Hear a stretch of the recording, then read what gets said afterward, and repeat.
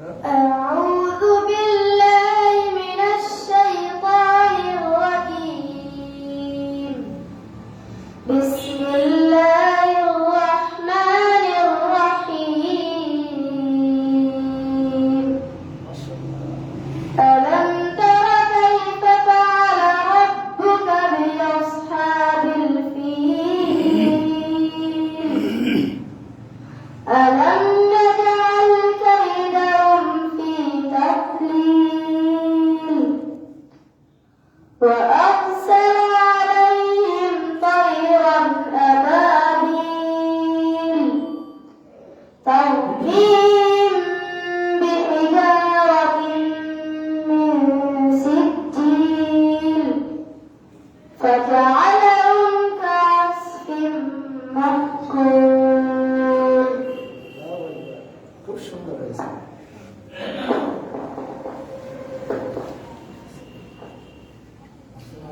الحمد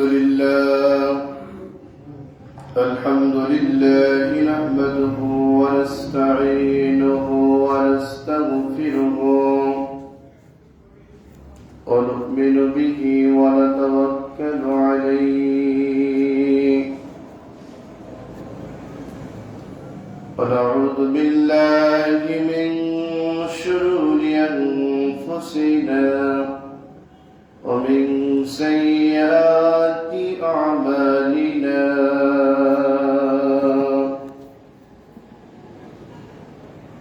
من يهده الله فلا مضل له ومن يضلله فلا هادي له ونشهد أن لا إله إلا الله وحده لا شريك له ونشهد أن سيدنا وسندنا وحبيبنا ومولانا محمدا عبده ورسوله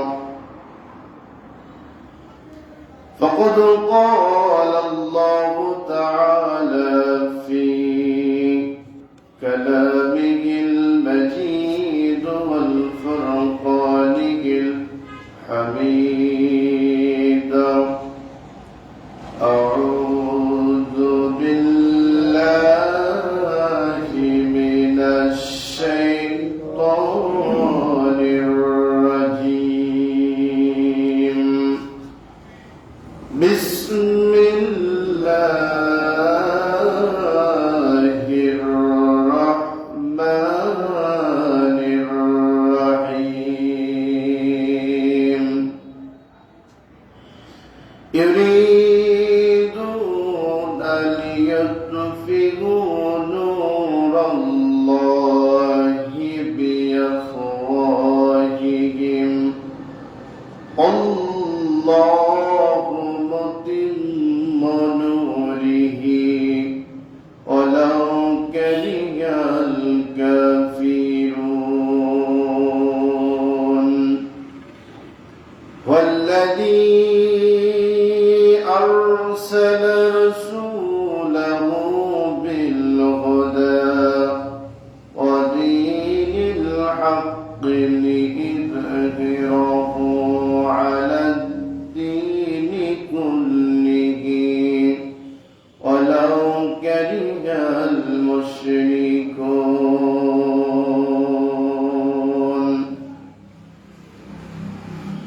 يا أيها الذين آمنوا هل أدلكم على تجارة تنجيكم من عذاب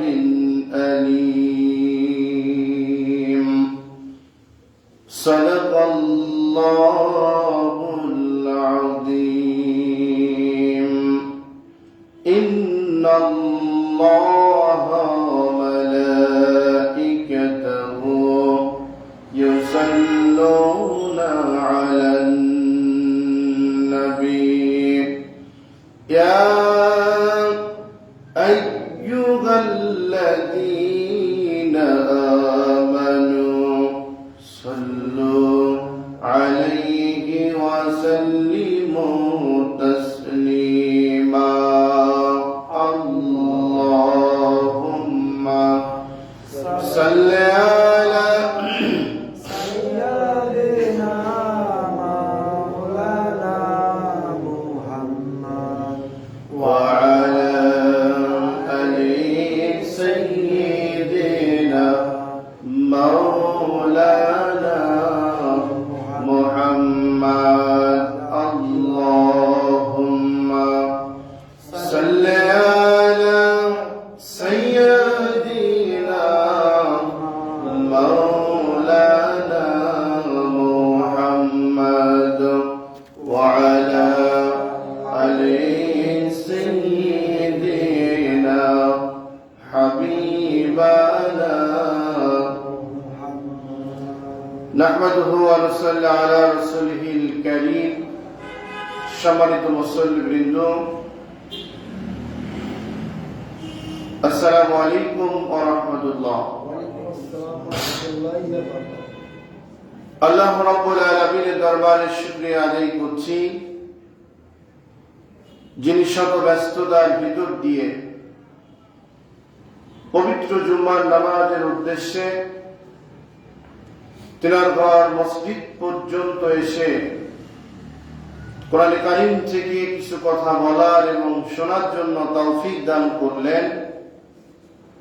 ওই মহান মাবুদের দরবারে শুকরিয়া আদায় করছি, সকলে বলছি আলহামদুলিল্লাহ। আলহামদুলিল্লাহ। লক্ষ কোটি দুরূদ ও সালাম বর্ষিত হোক বিশ্ব মানবতার মুক্তির দিশারি দো জাহানের বাদশাহ, শ্রেষ্ঠ নবী, শ্রেষ্ঠ নেতা জনাবে মুহাম্মদুর রাসূলুল্লাহ সাল্লাল্লাহু আলাইহি ওয়াসাল্লামের প্রতি। সম্মানিত উপস্থিতি, সময় কম থাকার জন্য আমরা একটি বিষয় লক্ষ্য স্থান লক্ষ্য মঞ্জিলে বুঝতে পারি না। তারপরেও যথারীতি যেহেতু আমরা আলোচনা শুরু করি, সেই লক্ষ্যে সূরাতুস সফ থেকে আজকের আলোচনা। গত জুম্মায় আলোচনা করছিলাম, তারপর থেকে হলো আজকের আলোচনা। এমন একটি সময় আমাদের সামনে উপস্থিত হয়েছে যে সময়ে ইসলাম নিয়ে নানান কায়দায় তালবাহানা চলছে, ষড়যন্ত্র চলছে, নানান ভাবে আমাকে আপনাকে সিদ্ধান্ত নিতে, সিদ্ধান্ত জায়গা থেকে পিছিয়ে দিচ্ছে। এই যে বিষয়টি আল্লাহ রাব্বুল আলামিন অনেক আগেই এই বিষয়টি বলেছিলেন, কোরআন কারীমের মধ্যে স্পষ্ট ভাষায় বলেছেন। কোরআন কারীমটি যখন নাযিল হলো, তখন এত মানুষ ইসলাম গ্রহণ করেনি, ইসলামের পক্ষে মানুষ ছিল না, কম ছিল। আল্লাহ রসুলের জেনে বুঝে তারা বিরোধিতা করছে, সমালোচনা করছে, তাকে বিপদগ্রস্ত করার জন্য নানান কায়দায় নানান ভাবে কথাবার্তা বলছে।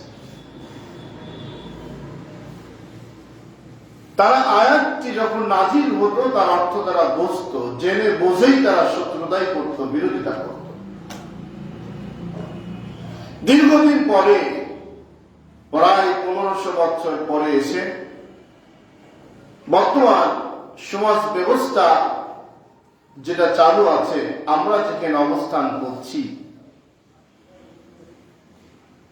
জাহিলিয়াত পাড়ি দিয়ে যুগের পর যুগ জাহিলিয়াত আসছে, খতম হচ্ছে, আসছে, খতম হচ্ছে। এইভাবে ইসলামকে থামিয়ে রাখার জন্য নানান কায়দায় ষড়যন্ত্র হয়েছে, কিন্তু ইসলামকে ধরে রাখতে কখনো থামিয়ে রাখতে পারে নাই। কোন সময় বাড়তি নির্ভর আমার কোন সময় ব্যাপক আলোকিত, আমার কোন সময় মনে হচ্ছে যেন এইবারই ইসলামকে শেষ করে ফেলবে। এমন কায়দায় বিভিন্ন সময় রাসূল সাল্লাল্লাহু আলাইহি ওয়াসাল্লামের জীবন থেকে শুরু করে আজকে পর্যন্ত এই জাতীয় ষড়যন্ত্রগুলো চলে যাচ্ছে। সম্মানিত উপস্থিতি, ইসলাম আমার আপনার মনোনীত একটি বিধান। এটা সিলেকশন আমি আপনি করি নাই, এটা আল্লাহ করে দিয়েছেন। আল্লাহ রাব্বুল আলামিন বলেন, গোটা দুনিয়ার মানুষকে টার্গেট করে বলেন, ইন্নাদ-দীনা ইনদাল্লাহিল ইসলাম। আল্লাহ রাব্বুল আলামিন ইচ্ছা করলেই আমি আপনি নির্দিষ্ট করতে পারি না, আল্লাহ নির্দিষ্ট করছেন আল্লাহর পছন্দ মতো। আল্লাহ রাব্বুল আলামিন কোরআনে কারীম যখন নাযিল করলেন, যে সমাজে নাযিল করেছেন সেই সমাজের মানুষগুলা হলো ইসলাম বস্তু জানত। যখনই আয়াত নাযিল হতো তখনই একজন আরেকজনের কাছে বলা বলি শুরু করত, আলোচনা শুরু করে দিত। কি আয়াত নাযিল হলো, এর অর্থ কি, ব্যাখ্যা কি? কারণ হলো তারা তো ইসলাম আরবি ভাষাটা সহজেই বুঝত তারা। আল্লাহ রাব্বুল আলামিন কোরআনে কারীমের মধ্যে সর্বপ্রথম আয়াত নাযিল করার পরে এরপরে এর বিষয়বস্তু জানিয়ে দিয়ে বললেন, ইন্না নাহনু নাযালনা যিকরা ওয়া ইন্না লাহু লাহাফিজুন। আল্লাহ রাব্বুল আলামিন বললেন, কোরআন নাযিল করেছি আমি, কিয়ামত পর্যন্ত কোরআনকে হেফাজত করার জন্য দায়িত্ব গ্রহণ করেছি আমি। সুবহানাল্লাহ। অতএব ইচ্ছা করলে কোরআনকে কোন মানুষ দাবিয়ে রাখতে পারবে না, ইচ্ছা করলেই কোরআনের আইনকে নিভে দিতে পারবে না, থামিয়ে দিতে পারবে না। ইসলামের গদিতে, কোরআনের গদিতে এই পৃথিবীতে আল্লাহ রাব্বুল আলামিনের সিদ্ধান্ত ক্রমে পালাক্রমে যত দিন যাবে, যত সময় যাবে, তত আল্লাহ রাব্বুল আলামিনের দিকে মানুষগুলা বেশি বেশি করে ধাবিত হয়ে যাবে। যেমনটি হলো আবু জেহেল যখন দাওয়াত দিচ্ছিল, সামান্য কিছু মানুষ নিয়ে যখন পথ চলা শুরু হয়ে গেল, ব্যাপক কায়দায় যখন ইসলামের দাওয়াতটা ঘরে ঘরে পৌঁছানোর চেষ্টা শুরু করল, এমন সময় আবু জেহেল, উতবা, শাইবা, ফিরআউন, ওদের দোসররা যারা ছিল, উতবা, শাইবা, হামান, বড় বড় লিডার গুলা বারবার ষড়যন্ত্র করলো, বৈঠক করলো, চিন্তা করলো তারা ইসলাম থেকে মানুষকে দূরে সরানো যায় কিভাবে, ইসলাম থেকে মানুষকে হেটানো যায় কিভাবে, এমন কায়দায় আইন তৈরি করত। অথচ আইনটা বাস্তবায়ন হতো ঠিক, কিন্তু যারা আইন তৈরি করত তারা কোরআনের কাছে হার মেনে যেত। আইন তৈরি করলো, আল্লাহ রসুলের জবান থেকে কোরআন তেলাওয়াত শোনো না, যায় না, আল্লাহ রসুলকে কখনো আগানো যাবে না ইত্যাদি। কিন্তু রসুল যখন কোরআন তেলাওয়াত করতেন, রসুলের কোরআন তেলাওয়াতের এত সৌন্দর্য, এত মজা, এত আকর্ষণ ছিল, আবু জেহেল, উতবা, শাইবা, বড় বড় লিডার যারা ছিল তারা রসুলের কোরআন তেলাওয়াত শোনার জন্য ঘরের কোণায়, পিছনে, মসজিদের নববীর সাইডে পলায় পলায় তারা হলো কোরআন তেলাওয়াত শুনত। সুবহানাল্লাহ। আল্লাহ রাব্বুল আলামিন আয়াত নাযিল করতেছেন, বিশ্ব নবী কোরআন তেলাওয়াত তার জবান দিয়ে পড়তেছে নামাজের মধ্যে। সারাটা রাত পিছনে দাঁড়িয়ে দাঁড়িয়ে উতবা সাইবা কোরআন তেলাওয়াত শুনতেছে। হঠাৎ করে সুবহে সাদেক যখন শুরু হয়ে গেল, এমন সময় লোকেরা চিন্তা করলো লোকেরা আমাদের দেখে ফেলে দেবে, এখন আর থাকা যাবে না, এখন এখানে অবস্থান করা যাবে না, অন্ধকারের মধ্যে আমাদের নিজ নিজ অবস্থান থেকে জায়গা ত্যাগ করা লাগবে। আমার ভাইয়েরা, জায়গা তারা ত্যাগ করা শুরু করলো। অন্ধকারের মধ্যে একজন আর একজনের সাথে ধাক্কা লেগে গেল, একজন আর একজনকে দেখে ফেলল, একজন আর একজনকে প্রশ্ন করে, তুমি কোথায় গিয়েছ বলো। উনি বললেন, আব্দুল্লাহ ছেলে মুহাম্মদ এমন কোরআন তেলাওয়াত করে যে কোরআন তেলাওয়াত আমাকে মুগ্ধ করে দিয়েছে। আমি কোরআন তেলাওয়াত না শুনতে আসলে আমার বিছনায় ঘুম হয় না। সুবহানাল্লাহ। একটু চমৎকার কোরআন তেলাওয়াত করতেন বিশ্ব নবী জনাবে মুহাম্মদুর রাসূলুল্লাহ সাল্লাল্লাহু আলাইহি ওয়াসাল্লাম। আমার ভাইরা, এবার চিন্তা খবর চলে গেল, নেতা কমিটির লোকজন শুনে ফেলল। আবু জেহেল, উতবা, সাইবা তার দোসর যারা নেতৃত্ব স্থানে তারা আমরা না যাই।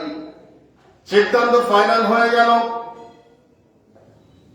এবার তারা চিন্তা করলো, আইন যখন হয়ে গেল, সিদ্ধান্ত হলো, এখন তার আসার কথা না। রাত্রে বেলায় আগের দিন যে জায়গায় আবু জেহেল দাঁড়িয়েছিল, যে জায়গায় উতবা দাঁড়িয়েছিল, যে জায়গায় সাইবা দাঁড়িয়েছিল, এই লিডার গুলা পরের দিনকে ওই জায়গায় দাঁড়িয়ে নিজ নিজ কক্ষে নিজ নিজ অবস্থান থেকে আবার কোরআন তেলাওয়াত শোনা শুরু করে দিল। এমন অবস্থায় আমার সুবহে সাদেকের আগ মুহূর্তে যখন হলো, আমার অন্ধকার থাকা অবস্থায় তারা চলে যাওয়ার সিদ্ধান্ত নিয়ে নিল।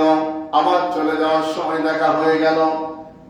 এবার চিন্তা করলো, আমরা যদি এই কোরআন আমরা যদি শুনতে যাই, আমরাই যদি সমাজে নেতৃত্ব দিই, অন্যদেরকে নিষেধ করি, তাহলে আমাদের অবস্থান থেকে আমরা নেতৃত্ব দিতে পারবো না। তার মানে হলো এই বিশ্ব নবীকে এইভাবে না ছেড়ে দিয়ে তাকে এই এলাকা থেকে বের করার জন্য চিন্তা করো।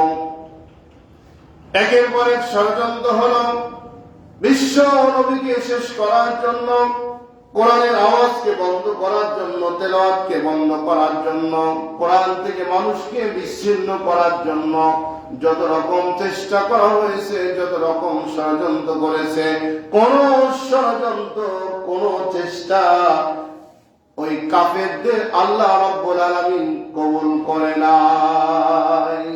কেন?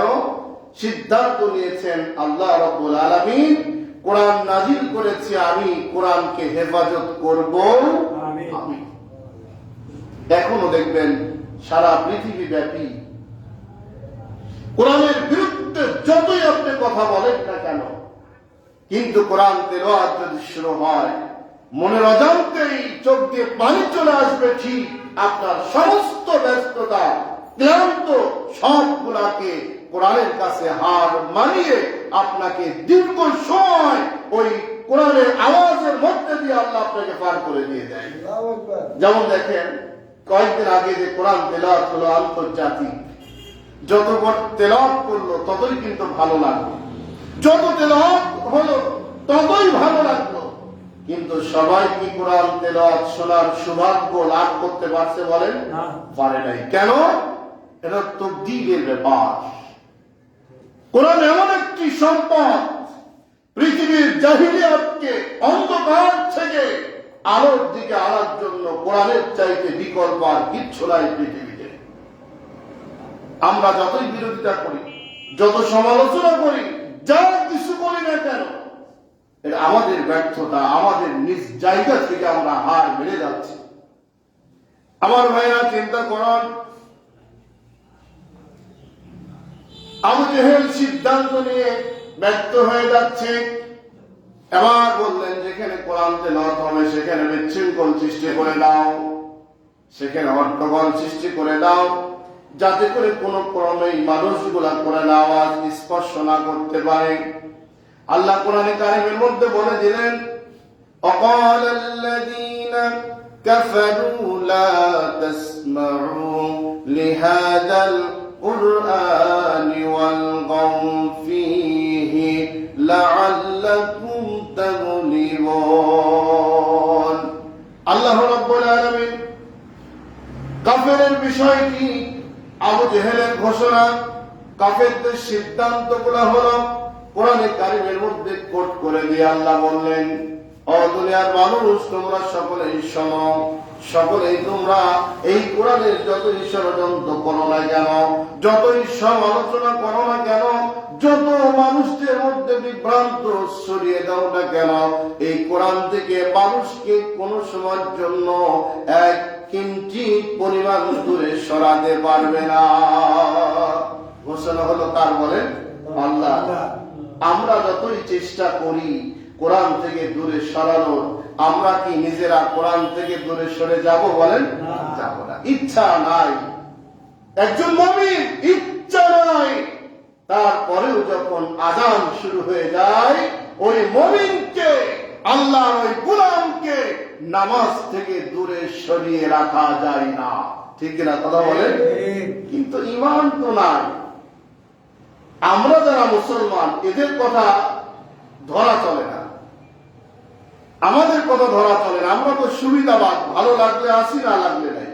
কিন্তু প্রকৃত পক্ষে আল্লাহর যে ঘোষণা, আল্লাহর যে বাণী, কোরআনের আওয়াজ শুনলে মুমিনের হৃদয়টা নরম হয়ে যায়, কাতর হয়ে যায়, কোরআনের দিকে ধাবিত হয়, রুজু হয়, কোরআনের দিকে আরো আকর্ষণ মনটাকে নরম করে দেয়। আজকে দেখুন, আমরা ওয়াজ কম জানি না। আমার সামনে যারা আছেন, দোকানে বসে, রাস্তায় বসে, বিভিন্ন জায়গাতে, আমরা ওয়াজ কম জানি না, কিন্তু আমরা ব্যাপক পরিমাণ সমালোচনা হোক, আলোচনা হোক, বিরোধিতা হোক, আর পক্ষে হোক, বিপক্ষে হোক, আমরা কিন্তু কথা বলা বন্ধ করি না, বলি। কিন্তু যদি আপনি কথা বলতে গিয়ে কোরআনে কারিমের স্পষ্ট আল্লাহর ভাষা আমার আপনার মাথায় রাখা দরকার।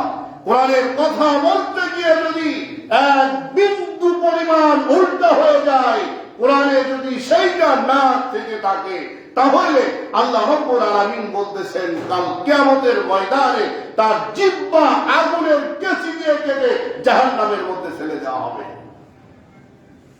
অপরদিকে রাসূল সাল্লাল্লাহু আলাইহি সাল্লামের পরিষ্কার হাদিস, রাসূল যেটা বলেনি, যেটা হাদিসে নাই, হাদিসের দোয়াই দিয়ে সেটাও যদি কেউ বলে থাকে, কাল কিয়ামতের ময়দানে তাকে জাহান্নামে নিক্ষেপ হতে হবে।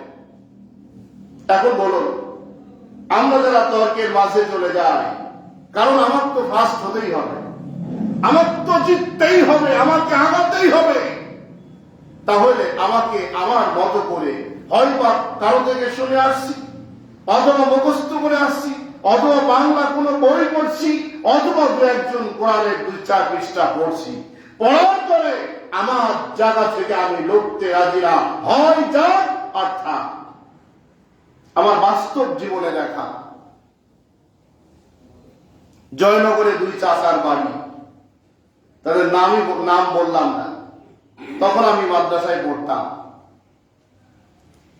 অজুর বরস দিন লাগলো যুদ্ধ, একজন কয় 6টা, একজন কয় 4টা। 6টা আলা কয়, আমি লেখাপড়া করে এই পর্যন্ত আসছি, আর তুই তো মূর্খ, তুই কবে পড়াশোনা কর? 2 জনের ভাষাটা হলে এরকম ছিল। আমি বেশি বলছি, কম বলি নাই, কিন্তু আমার তো হবে না, তোর তো হবে কেন বল? আজ এই যুদ্ধ যদি লাগে, আদেও কি 2 জনের যুদ্ধটা, যে 6টা বললো তারটা কি ঠিক আছে বলেন? যে 4টা বললো তারটা ওজুর ফরজ হলো 4টা, 6টা বললো, কম বলি নাই, আমি কিন্তু কম বলি না, আমার তো হবে না কেন? তার মানে না জেনে না বুঝে যদি আপনি বলেন, কারেক্ট হবে না। এই জন্য কোরআনের কথা বলতে হলে, তর্ক করতে হলে, আলোচনা করতে হলে, না জেনে না বুঝে যেই ব্যক্তি ব্যক্তি আপনি কথা বলবেন কাল কিয়ামতের ময়দানে, সত্য যদি না হয়ে থাকে আল্লাহ রাব্বুল আলামিন আগুনের কেসি দিয়ে জিহ্বা টেনে কেটে ফেলবে সেই সময়। এটা ফাজলাম মনে করা যাবে না। আমরা কিন্তু এখন মনে করছি এটা ফাজলাম কিচ্ছু না।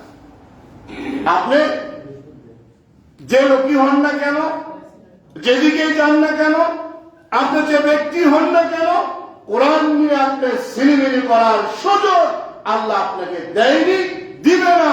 প্রতিষ্ঠিত হতে হলে কোরআনের পক্ষে থাকতে হবে, আপনাকে কোরআন নিয়ে জেনে বসে আপনাকে কথা বলতে হবে। কোরআন জানে না, হাদিস জানে না, এমন কিছু কায়দায় কথাবার্তা বলে, বলার পরে দেখা যায় বিভ্রান্ত করবে না, আরো বড় হয়। এই অভ্যাসটা আপনার হওয়ার কথা না, এই অভ্যাসটা আমাদের হওয়ার কথা না। এই অভ্যাস ছিল কাফেরদের। আল্লাহ এই জন্য কোরআনে বললেন, অকালাল্লাযীনা কাফারু লা তাসমাউ লিহাদাল কুরআন। ওরা বিশৃঙ্খল সৃষ্টি করত, দ্বন্দ্ব সৃষ্টি করত, বাধা সৃষ্টি করত। আমরা করব কেন?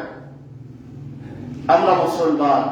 কারণ কোরআনে কারীম তেলাওয়াত হলে আমাদের মনটা নরম হবে, আমাদের মনটা কেঁপে উঠবে, আমাদের মনটা আল্লাহমুখী হয়ে যাবে। আল্লাহ যেন আমাদের হৃদয়টাকে কোরআনের সাথে সম্পৃক্ত করে দেয়। আমরা সকলে বলি আমিন, আমিন।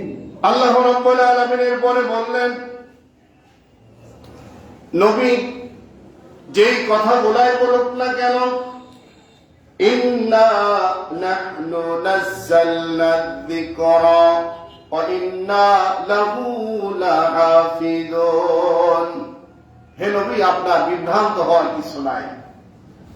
নবীর ওয়ারিস যারা, অনুসারী যারা, আপনারা যারা ইমানদার মুসলমান, যারা খাঁটি নামাজি, আপনাদের মন খারাপের কিছু নাই, মন দুর্বলের কিছু নাই, মনটা দুর্বল করার কোন সুযোগও নাই। কেন? আল্লাহ রাব্বুল আলামিন বলতেছেন, কোরআন নাযিল করেছি আমি, কোরআনকে সংরক্ষণ করার দায়িত্ব আমি আল্লাহ গ্রহণ করেছি। সুবহানাল্লাহ। আল্লাহ রাব্বুল আলামিন বলেন কিভাবে? দেখুন, এই পৃথিবীর মধ্যে যত গ্রন্থ, যত লেখা কিতাব রয়েছে, যুগে যুগে যত মানুষ পৃথিবীতে আসছে, প্রত্যেকটা মানুষের একটা কম আছে, একটা নীতিমালা আছে। প্রত্যেকটা ব্যক্তির ধর্মের একটা গাইডলাইন আছে। কোরআনে কারীম ব্যতীত, কোরআনে কারীম বাদে এমন একটি বই মুখস্থ পৃথিবীর একটা মানুষের আছে, খুঁজে বের করা যাবে না। ঠিক না বলেন? কোরআনে কারীম হুবহু যেভাবে মুখস্থ করে হাফেজরা, এই কোরআনে কারীমের মতো আর পৃথিবীর কোন বই এইভাবে মুখস্থ করে মাথার মধ্যে ঢোকা রাখা যাবে না। কারণ এটা হলো আল্লাহর পক্ষ থেকে আসে নাই, মানুষ রচিত কিতাব, শয়তানি কিতাব। আপনারা যারা এখানে বসে আছেন, প্রাইমারি স্কুলে যতগুলা গদ্য পদ্য মুখস্থ করছিলেন, এই হুবহু বই যেভাবে ছিল সেইভাবে আজকে বলার ক্ষমতা আদেও তো আছে বলেন? অথবা প্রাইমারি স্কুলের বই একটা মুখস্থ করে আপনি রেখেছিলেন, ওই বইটা আপনি মুখস্থ এখন পর্যন্ত বলতে পারবেন, এর কোনো গ্যারেন্টি দেওয়া যায় বলেন? দেওয়া যায় না। কেন না দেওয়ার কারণ হলো, এই বইটা লিখছে হলো মানুষ, আল্লাহ দায়িত্ব গ্রহণ করে নাই। আজ আমরা সেই ছোট্টবেলায় 8 থেকে 10 বছরের একটা বাচ্চা যখন সিনার মধ্যে কোরআনে কারীম ঢুকিয়ে নিয়েছে, মৃত্যু পর্যন্ত ইচ্ছা করলে সেই তেলাওয়াত করতে পারবে কিনা? কথা বলেন, কেন পারবে? এই রক্ষণাবেক্ষণা দায়িত্ব কার? অহংকারের কিছু নয়, গর্বের কিছু নয়। একজন হাফেজ হওয়ার পরেও সে যদি মনে করে আমি যা খুশি তাই, না, এই সিনাটাকে হেফাজত করার জন্য একমাত্র মালিক আল্লাহ। অহংকারের কিছু নাই। আল্লাহ রাব্বুল আলামিন বললেন, এই দুনিয়ার মানুষ তোমরা সকলেই মিলে যদি একটা আয়াত পরিবর্তন করে, একটা শব্দ যদি পরিবর্তন করতে পারো, আমার ভাইয়েরা, কাফেররা আল্লাহ রাব্বুল আলামিনের বাণীকে অস্বীকার করে তারা চিন্তা করেছিল এই পৃথিবীতে এত গাইড, এত লেখক, এত কবি, এত সাহিত্যিক, এরকম সনদ, এরকম ছন্দ, এমন আয়াত তৈরি করতে পারবে না, এরকম কথা ও আব্দুল্লাহ ছেলে মোহাম্মদ তুমি বলো কিভাবে? আমাদের মধ্যে কিছু পণ্ডিতরা আছে কয় হুজুর, আরে হুজুররা যে ওয়াজ করে ওয়াজ কিন্তু আমরাও জানি। কি কর? এই পণ্ডিত ওই সময় বলছিল যে আমরা এরকম আয়াত তেলাওয়াত করতে পারবো, বানাতে পারবো, বলতে পারবো। দেখেন, ছেলে সম্পর্কে সবচাইতে ভালো জানে বাপ মা না সমাজের মানুষ? কে জানে বলেন তো? কথা বলেন সবাই। বাপ মা ভালো জানে আমার ছেলে কেমন যোগ্যতা, কেমন দক্ষতা, কোন কোয়ালিটির, আমার চাইতে ভালো সমাজের মানুষ কিন্তু জানবে না। তাহলে আল্লাহ আমাদের সৃষ্টি করছেন, আমাদের সম্পর্কে সবচেয়ে ভালো কে জানেন? কথা বলেন। আল্লাহ জানেন, বোঝেন, সেই জন্য কোরআনে কারিমের মধ্যে বড় সূরা ছিল, অনেক বড় বড় সূরা ছিল, সুন্দর সূরা ছিল, আল্লাহ ওইদিকে তাকান নাই। আল্লাহ বললেন ছোট্ট সূরা, সূরা কাউসার। কি নাম বলেন? ইন্না আ'তাইনাকাল কাউসার। এর চেয়ে ছোট্ট সূরা কোরআনে আর নাই। এই সূরাটা দিয়ে আল্লাহ বললেন পুরো সূরা বানানো লাগবে না। আমি বললাম ইন্না আ'তাইনা, এরপরে মাঝখানে একটা আয়াত কি হবে, তোমাদের সময় দেওয়া হলো, তোমরা বানাও। তারা চিন্তা করলো এটা সহজ কাজ, ওরা গবেষণা শুরু করলো, ওরা মেলানো শুরু করলো। এত কবিতা বানালাম, আমরা কবি, আমরা সাহিত্যিক, আমরা গবেষক, আমরা লেখক, আমরা নানান কিছু করে ফেলেছি, এটা কোনো ব্যাপার হলো? ওনারা চিন্তা করলো। এরপরে সময় দেওয়া হলো তাদের, 1 সপ্তাহ চলে যায়, 10 দিন চলে যায়, 12 দিন চলে যায়। ইন্না আ'তাইনাকাল কাউসার, এরপরে কি হবে আর বলতে পারে না। সুবহানাল্লাহ বলে। তাহলে বোঝা যায় যে এর মালিক একমাত্র কে? আল্লাহ। 1 সপ্তাহ চলে গেল, 10 দিন চলে গেল, লম্বা সময় চলে গেল।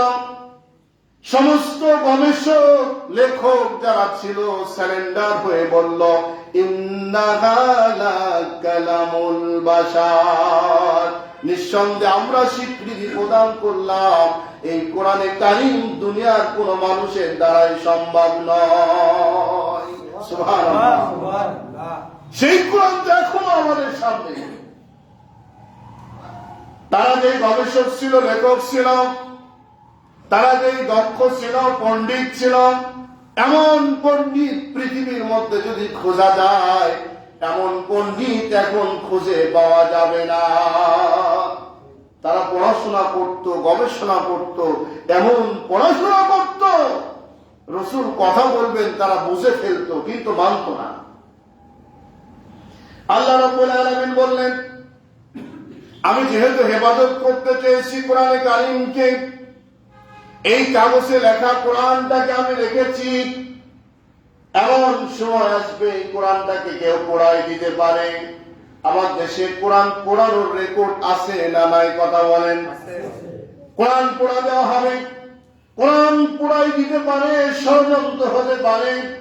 কোরআনটাকে যদি পড়াই দেয়, হেফাজত দেয়, কোরআনটাকে যদি শেষ করে দেয়, ছাই বানিয়ে দেয়, পরবর্তীতে এমন কোরআন বানানোর জন্য আর একজন লোকের প্রয়োজন আছে না নাই? আছে না বলেন? আল্লাহ রাব্বুল আলামিন সেই জন্য সিনার মধ্যে কোরআনে কারীম এমন পর্যায়ে ঢুকাই দিয়েছেন, সারা পৃথিবীর ডাক্তার যদি খুঁজে কোন জায়গায় আছে পাওয়া যাবে নাকি বলেন? কোন জায়গায় খুঁজে পাওয়া যাবে না কোন গোস্তের মধ্যে কোন জায়গায় কোন অবস্থায় আল্লাহ রাব্বুল আলামিন হাফেজের সিনার মধ্যে কোরআন ঢুকিয়ে দিয়েছে। আজকে পর্যন্ত, কিয়ামত পর্যন্ত যতই চেষ্টা করুক না কেন, একজনের সিনা থেকে কোরআনের আয়াত বের করা যাবে না। সুবহানাল্লাহ। তার মানে হলো এটাকে হেফাজত করার জন্য দায়িত্ব কে নিয়েছে? আল্লাহ। অথচ পড়া যখন শুরু করলো হাফেজ সাহেব, তখন কি আলহামদুলিল্লাহ থেকে নাস পর্যন্ত করতে পারে কিনা? পারে না? বলেন, হেফাজত করার মালিক ওই আল্লাহ রাব্বুল আলামিন আমাকে আপনাকে বলতেছেন, দুনিয়ার মানুষ তোমরা ভালো করে শোনো, যতই চেষ্টা করো না কেন। আল্লাহ রাব্বুল আলামিন এভাবে বলেন, ইউরিদুনা লিয়ুতফিউ নূরাল্লাহি বিআফওয়াহিহিম আল্লাহু মুতিম্মু নূরিহি ওয়ালাউ কারিহাল কাফিরুন। আল্লাহ রাব্বুল আলামিন এই ষড়যন্ত্রের মধ্যে দিয়ে তখন বিশ্ব নবীকে টার্গেট করে বললেন, মুমিনদের টার্গেট করে বললেন, দুনিয়ার মানুষ তোমরা শুনে নাও, কাফেররা যতই ষড়যন্ত্র করুক না কেন, আমার নূর, আমার আলো, আমার নূরকে, আমার আলোকে নিভাই দেওয়ার জন্য কোন ষড়যন্ত্র আমি আল্লাহ রাব্বুল আলামিন কবুল করব না। ওই সময় থেকে ষড়যন্ত্র আজকে পর্যন্ত, আগামী কিয়ামত পর্যন্ত যতই হোক না কেন, এই কোন ষড়যন্ত্রকে বাস্তবায়ন করতে দিবেন না যিনি, তিনি হলো আল্লাহ। মনে করুন, এই যে লাইটটা জ্বলছে, যে মুসল্লিরা আমরা বসে আছি, অনেকের শরীরের শক্তি বেশি, অনেকের কম। কেউ 2 মণ মাথায় করে টানতে পারে, কেউ 10 কেজি নিয়ে হাঁপাতে হাঁপাতে আগাতে পারে। কিন্তু সব শক্তি এক জায়গায় করে যদি আমরা মনে করি এই লাইটটাকে ফুঁটি নিভাবো, সম্ভব হবে? বলেন, সারা ঈশ্বরদীর মানুষ যদি আমরা মনে করি, সারা দেশের মানুষ যদি মনে করি এই আলোকে ফুঁটি নিভাই দিব, নিভানো সম্ভব? পালাক্রমে সিরিয়াল দিয়ে দিই, তারপরেও সম্ভব নয়। কেন? এর নির্দিষ্ট জায়গা আছে, ঠিক না? কথা বলে, নির্দিষ্ট জায়গায় যদি আস্তে করে সুইচটা টিপ দেওয়া যায়, কতটুক শক্তি লাগবে? কোন শক্তি লাগবে না, খালি কোন রকম ঠুকা লাগার সাথে সাথেই লাইনটা বিচ্ছিন্ন হয়ে যাবে, লাইট বন্ধ হয়ে যাবে। কিন্তু এত মানুষ চেষ্টা করলাম, আমরা লিভাতে পারলাম না, বন্ধ করতে পারলাম না, কিন্তু জায়গা থেকে সুইচটা টিপ দেওয়ার সাথে সাথেই বন্ধ। আল্লাহ রাব্বুল আলামিন এই কথাই বললেন, দুনিয়ার মানুষ তোমরা যতই চেষ্টা করো না কেন, কোন ষড়যন্ত্র আমি রব্বুল আলামিন বাস্তবায়ন করতে দেব না তোমাদের। এই দুনিয়ার সমস্ত কাফেররা যদি একত্রিত হয়ে যদি আমার নূরকে, আমার আলোকে, আমার ইসলামকে মিটিয়ে দিতে চায়, শেষ করতে চায়, কিয়ামত পর্যন্ত যতই চেষ্টা করুক না কেন, আমার ইসলামকে, আমার কোরআনকে, আমার আলোকে, আমার নূরকে ধ্বংস করার জন্য পৃথিবীর কোন শক্তি আজকে পর্যন্ত হয় নাই। তাহলে আমরা যে কিতাব অনুসরণ করে চলছি, এরা কি সাধারণ কোন কিতাব? বলেন। এখন বলুন, হিন্দুদের মন্দিরে যদি আগুন ধরে, গির্জায় যদি আগুন ধরে, অন্যান্য কিতাব যারা অনুসরণ করে চলে তাদের কিতাবে যদি আগুন ধরে, তাহলে তারা পুনরায় নতুন ভাবে আবার কিতাব তৈরি করার সম্ভাবনা 100% না 0%? কোনটা বলে? 0%। 0। কেন? ওদের তো কোনো হাফেজ নাই, ওদের তো কোনো আলেম নাই, ওদের তো মুখস্থ সংরক্ষণ করার পৃথিবীর কেউ নাই। কারণ ইসলামবাদে যত কিতাব আছে, যত ধর্ম আছে, যত মত পথ আছে, সবগুলো আল্লাহর পক্ষে না আল্লাহর বিপক্ষে? আল্লাহর বিপক্ষে। তাহলে রক্ষণাবেক্ষণ করবে কে? কিন্তু আমরা যারা মুসলমান, আমরা যারা ইমানদার, আমাদের হাতে যে কোরআন আছে, এই কোরআন যদি সারা পৃথিবীর থেকে শেষ করে দেওয়া হয়, আবার নতুন ভাবে এমন কিতাব তৈরি করার জন্য আল্লাহ রাব্বুল আলামিন হাফেজ তৈরি করে রেখেছেন। সুবহানাল্লাহ। তাহলে আমরা কি শ্রেষ্ঠ জাতি না আমরা দুর্বল জাতি? কোনটা বলেন? শ্রেষ্ঠ জাতি ঠিক, কিন্তু আমরা হচ্ছি দুর্বল। আমাদের বুকের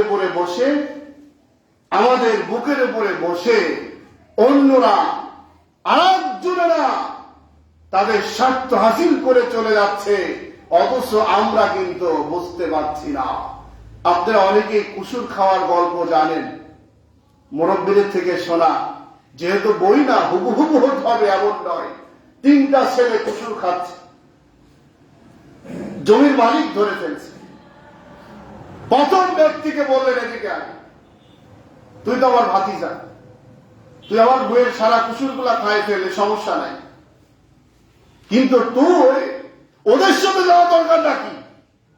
ভাতিজা মনে করলেন কাম তো আছে চাচা দেওয়ার পক্ষে।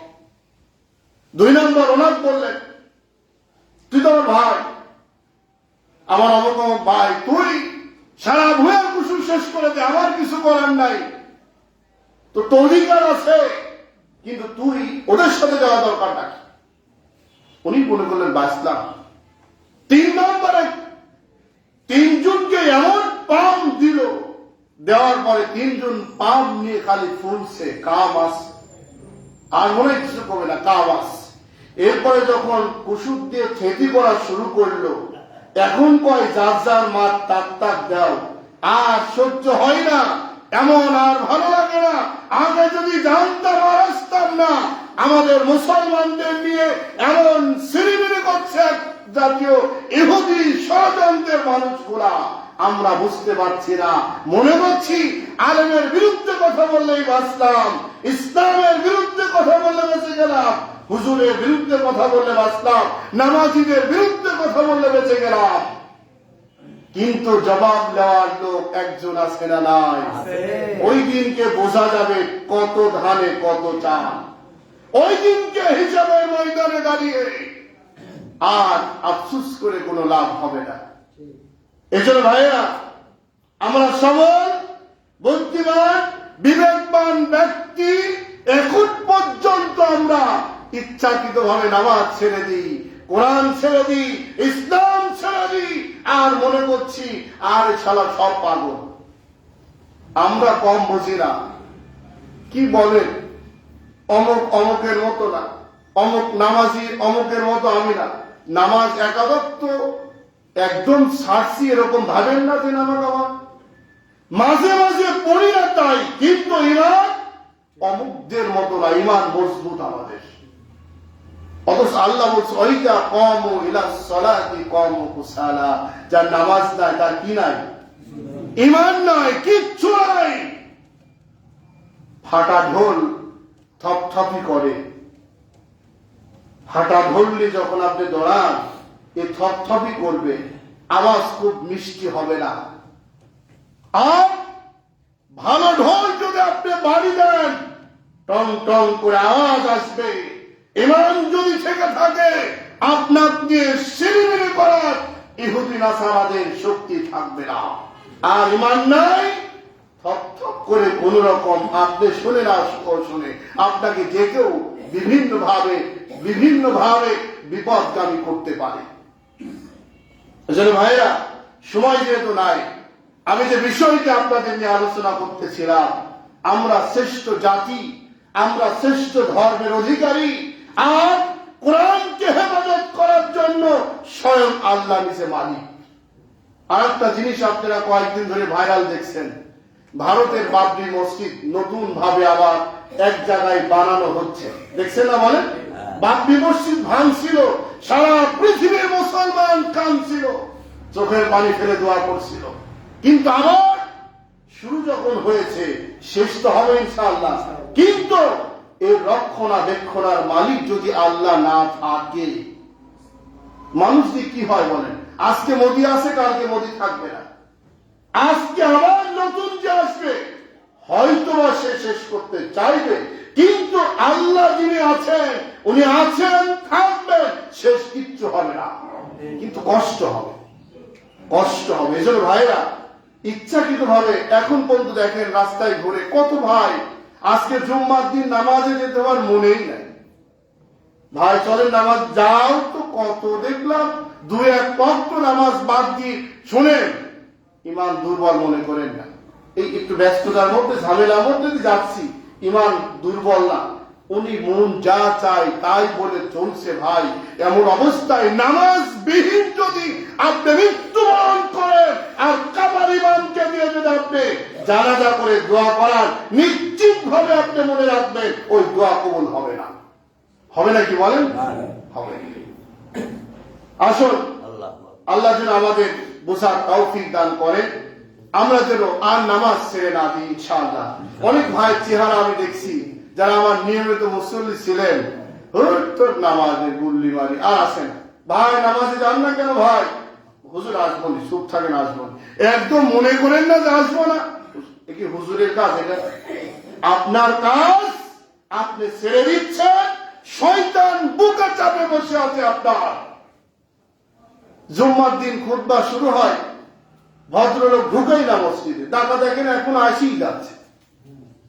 কে ভাই এমন করেন কেন? এই জন্য ভাইয়েরা, সময় থাকতে সময়টা কাজে লাগান। আল্লাহ যেন আমাদের বোঝার তৌফিক দান করে, বলেন আমিন। আলহামদুলিল্লাহি রাব্বিল আলামিন।